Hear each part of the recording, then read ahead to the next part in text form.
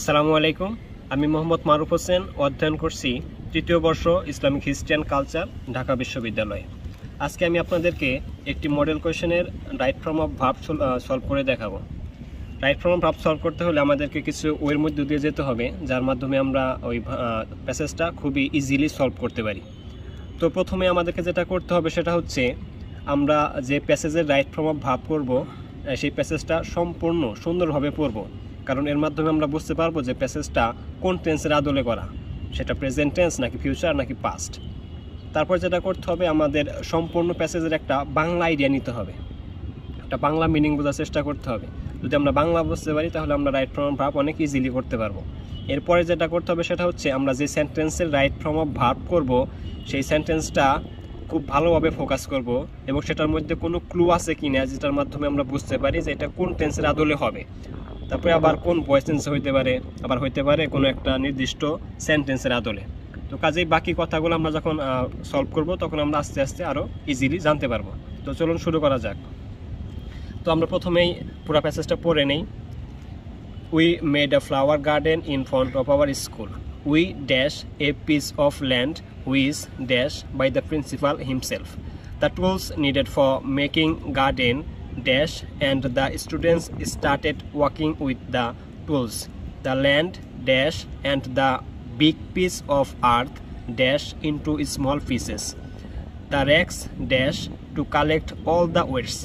Levelers were used to level the soil, thus the land dash for cultivating flowers. Many flower seeds dash and they dash fertilizer dash. তো ভিডিওটা যাতে ছোট হয় সেজন্য আমি আগেই উত্তরগুলো চিহ্নিত করে রেখেছি। তো চলুন শুরু করা যাক। আমরা প্রথম শূন্যস্থানটাতে আসি। এখানে বলা হয়েছে, তো আমরা প্রথমে প্যাসেজটা দেখে কিন্তু বুঝতে পারলাম যে এখানে দেখেন কিছু কিছু বাক্য দেওয়া আছে যেগুলো পাস্ট টেন্সের আদলে। কাজে আমরা সহজেই বুঝতে পারছি যে এটা হচ্ছে কি পাস্টের আদলে হবে। পাস্ট তো আমরা জানি যে ভার্ব কিসের পরে হয়, সাবজেক্টের পরে। তো আমরা সাবজেক্টগুলো দেখে বুঝতে পারছি যে এখানে অনেক সাবজেক্টই আছে যেগুলা কি বলে নিজে নিজে কোনো কাজ করতে পারে না, অর্থাৎ তাদেরকে দিয়ে কোনো কাজ করানো হয়। কাজে এখানে ভয়েস চেঞ্জের ব্যাপারটা চলে আসতেছে। কাজে আমাদেরকে এই প্যাসেজের জন্য ভয়েস চেঞ্জটা খুবই ভালোভাবে মাথায় রাখতে হবে। তো চলুন প্রথমে শুরু করা যাক। এখানে দেখেন বলা আছে we dash a piece of land. প্রথমে বুঝতে হবে যে এখানে একটা গার্ডেন, বাগান সম্পর্কে বলা হয়েছে, যে সেটা কীভাবে করলো, কোথায় করা হলো। We dash a piece of land which dash by the principal himself. এখানে আমরা সেন্টেন্সটা দেখে বলছিলাম যে ফোকাস করতে হবে। এখানে দেখেন দেওয়া আছে যে বাই দ্য প্রিন্সিপাল হিমসেলফ। তো আমরা অনেক ক্ষেত্রেই জানি যে বাই যোগে যদি কোনো কোনো অবজেক্ট থাকে তাহলে সেটা অনেকটাই ভয়েস চেঞ্জের আদলে হইতে হবে বাক্যটা। তো এখানে বলা আছে we dash a piece of land. এখানে বাংলা যদি আমরা করতে চেষ্টা করি যে আমাদেরকে দেওয়া হয়েছিল কি দেওয়া হয়েছিল, একটা জমির একটা খণ্ড দেওয়া হয়েছিল। তো আমরা নিজে কিন্তু জমিটা নেইনি, আমাদেরকে দেওয়া হয়েছিল। উই ওয়ার গিভেন, এখানে হচ্ছে গিভেন হবে, ওয়ার গিভেন। উই ওয়ার, এখানে ওয়ার কেন হইলো বা ওয়ার পাস্টের ভয়েস টেন্স কেন হইলো, কারণ আমরা সম্পূর্ণ বাক্যটা প্যাসেজটা পড়ে বুঝতে পারছি যে এটা হচ্ছে পাস্ট টেন্সের আদলে করা আছে প্যাসেজটা, পাস্ট ইনডিফিনিট টেন্সেরই ভয়েস হবে। We were given a piece of land which, যেটা বলতে কোনটা, এই জমিটা which was chosen by the principal himself. B number হচ্ছে চুজেন, যে আমাদেরকে একটা জমি দেওয়া হয়েছিল যেটা কে চুজ করেছিল, যে প্রিন্সিপাল নিজে, হিমসেলফ। এখানে এটা হিমসেলফ, এখানে একটা প্রোনাউন, ইমফ্যাটিক প্রোনাউন। এটা কিন্তু হিমসেলফ হচ্ছে রিফ্লেক্সিভ প্রোনাউন, ঠিক আছে, কিন্তু এখানে এই বাক্যে হচ্ছে হিমসেলফ হচ্ছে ইমফ্যাটিক প্রোনাউন। এটা কেন হচ্ছে, এটা যখন আমরা কখনো প্রোনাউনের ক্লাস করব তখন আমরা বিষয়টা ক্লিয়ার হব। তো এ এবং বি নাম্বার আমাদের শেষ। দ্বিতীয়তে আসি। The tools needed for making garden dash and the students started working with the tools. তো বাংলা করলে এরকম মনে হচ্ছে যে the tools needed for making garden, যে বাগানটা করার জন্য যে যন্ত্রপাতি বা যেই জিনিসগুলো প্রয়োজন ছিল সেগুলা এখানে হবে হচ্ছে সি নাম্বার হবে হচ্ছে মেড হবে। বলা হয়েছে the tools needed for making garden. এখানে কিন্তু আবারও বলছি যে এখানে সাবজেক্টটা হচ্ছে দ্য টুলস, যন্ত্রপাতিগুলো তারা নিজে নিজে কিন্তু তৈরি হতে পারে না। এখানে আমাদেরকে কী করতে হবে, ভয়েস চেঞ্জ করতে হবে, এবং সেটা হচ্ছে পাস্ট ইনডিফিনিট টেন্সের voice change. The tools needed for making garden were, এখানে যেহেতু plural form, the tools were made and the students started working with the tools, যে টুলসগুলো তৈরি করা হয়েছিল এবং সেই টুলস দিয়ে ছাত্ররা কাজ করা শুরু করলো।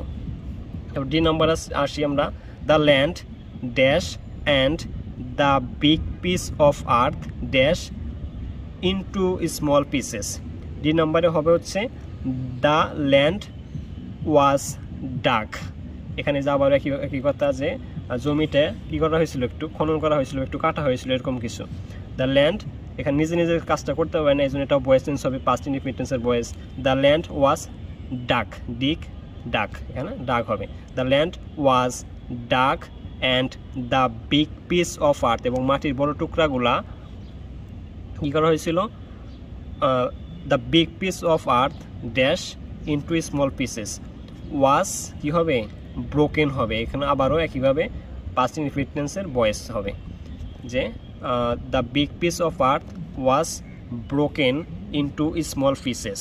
তারপরে আমরা এফ নাম্বারে আসি the rakes dash to collect all the weights.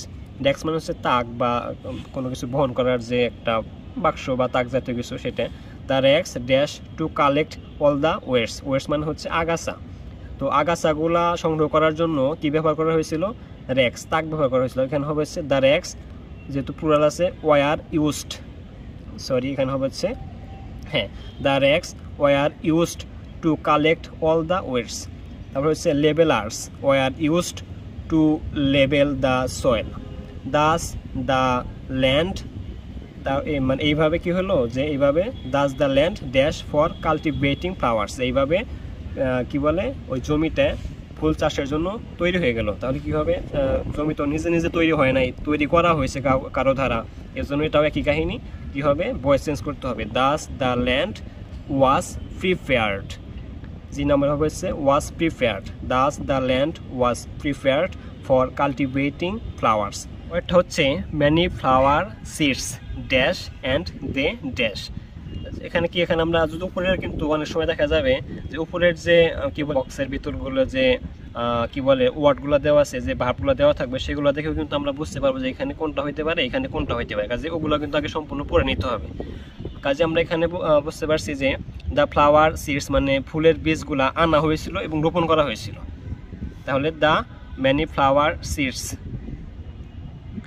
যে many flower seeds third person plural number, কাজে এটা হচ্ছে ম্যানি ফ্লাওয়ার সিডস ওয়ার কী হবে, ওয়ার বট, অনেকগুলা ফুলের বীজ কেনা হয়েছিল। অ্যান্ড দে সোন, এবং তাদেরকে রোপণ করা হয়েছিল। অ্যান্ড দে ওয়ার সোন হবে, আবার voice change, and they were sown. Fertiliser মানে কি, সার, ফার্টিলাইজার ড্যাশ, ফার্টিলাইজার হচ্ছে আমরা বাকি থাকে কোনটা, স্প্রেড। ফার্টিলাইজার ওয়াজ স্প্রেড, স্প্রেডের পার্টিসিপল ফর্ম যা, প্রেজেন্ট ফর্ম তা, V1 V2 V3 সব একই। ফার্টিলাইজার ওয়াজ স্প্রেড।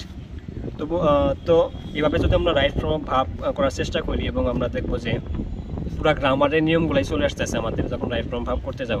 কাজে আমরা যদি বা ইংরেজি গ্রামারের সম্পূর্ণ নিয়ম যদি আমাদের মাথায় থাকে, এবং আমরা যদি নির্দিষ্ট কিছু ওয়ের মধ্য দিয়ে যাই, তো আমাদের জন্য রাইট ফর্ম ভার্ব সলভ করা ইজি হয়ে যাবে।